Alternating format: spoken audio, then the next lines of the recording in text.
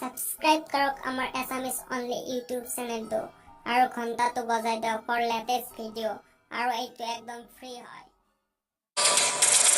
নিৰ্মূল হ'ব বাল্য বিবাহ। উচ্চতম ন্যায়ালয়ে অৱশেষত হস্তক্ষেপ কৰিলে। এক গুৰুতৰ সামাজিক ব্যাধি নিৰ্মূলৰ বাবে আগবাঢ়ি আহিল দেশৰ শীৰ্ষ ন্যায়ালয়।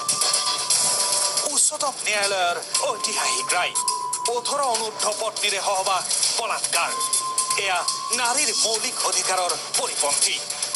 আইনৰ চকুত ফাঁকি দি ভাৰতত অব্যাহত বাল্য বিবাহৰ জঘন্য পৰম্পৰা। বহু ছোৱালীৰ ওপৰত জাপি দিয়া হৈছে অকাল মাতৃত্বৰ বোজা।